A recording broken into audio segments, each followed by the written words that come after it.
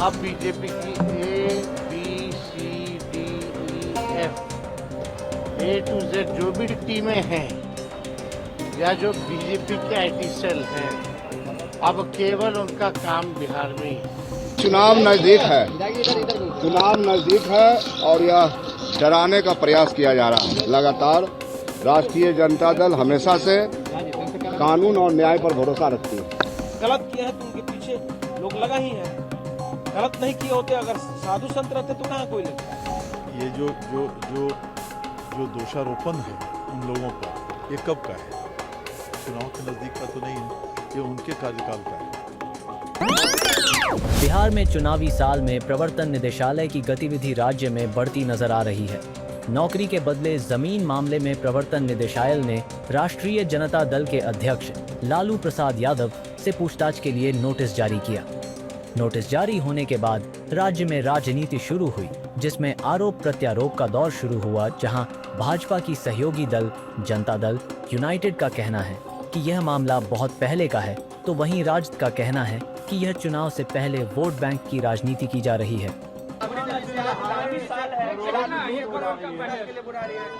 देखिए,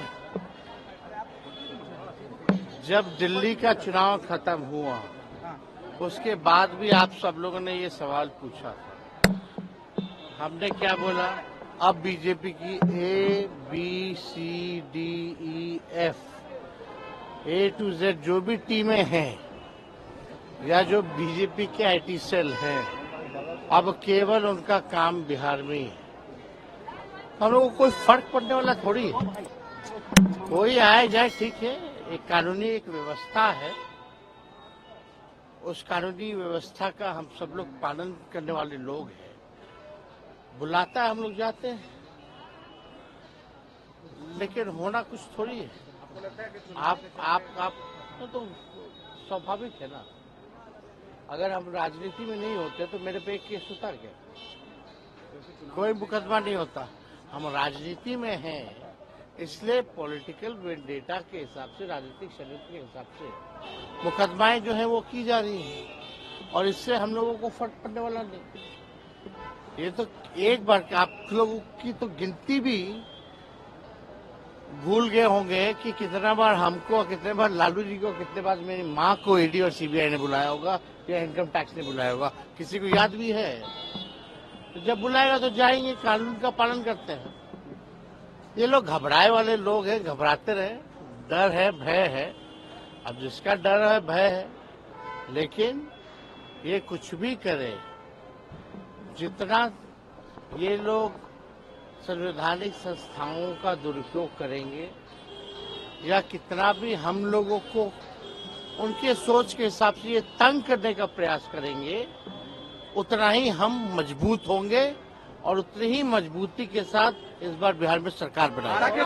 देखिए, जो मजबूत होता है विपक्ष में, उसी के ऊपर ये अपनी एजेंसियों का धावा बुलवाता है। जो लोग जनता की अदालत में या जनता के बीच में मजबूत नहीं होते, वो इन एजेंसियों की बैसाखियों का सहारा लेते हैं। और ये कोई पहली बार तो है नहीं, ना एजेंसी के लोगों को पता है, ना आपको भी पता होगा कि कितनी बार लालू जी और परिवार को बुलाया है। 1996 से ये सिलसिला चल रहा है, और जितनी बार ये आते हैं हम इनका स्वागत करते हैं, क्योंकि इनके आने से हम और मजबूत होते हैं। ये लोग अब किसी के बहकावे में आने वाले नहीं हैं। बिहार के लोग अब एनडीए के साथ हैं, सुशासन के साथ हैं, विकास के साथ हैं, लॉ एंड ऑर्डर के साथ हैं। बिहार के लोग किसी के बहकावे से कोई कुछ बदलने से क्या हो सकता है?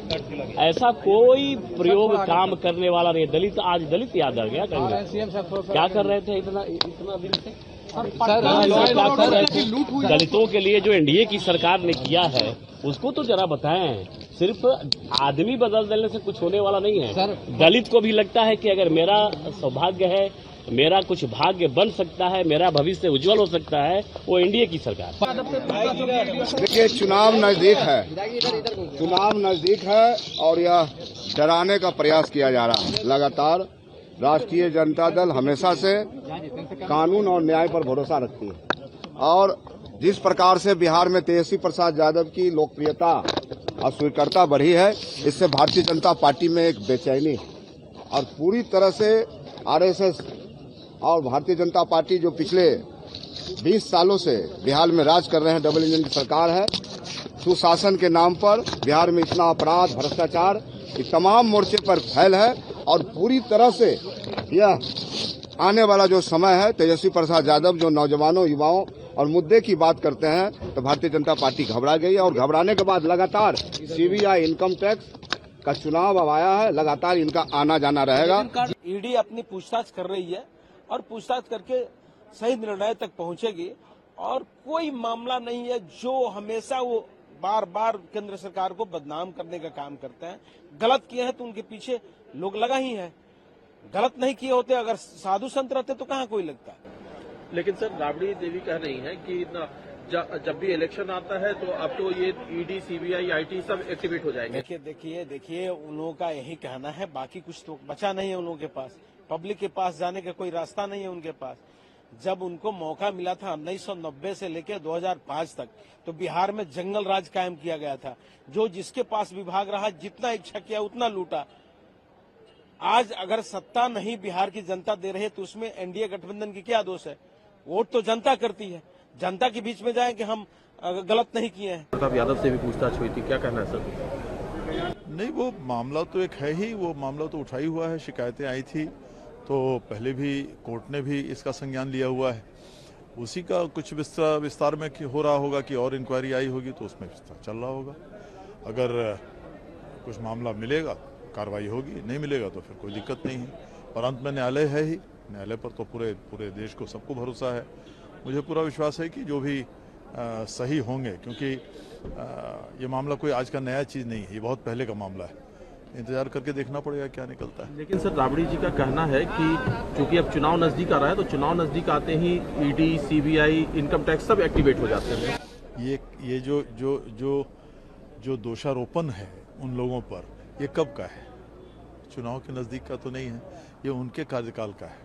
चुनाव के लिए कोई नया मामला तो है नहीं, तो कितने दिनों से चल रहा है, न्यायालय में भी मामला गया हुआ है, तो मैं समझता हूँ इंतजार करना चाहिए। Thank you sir.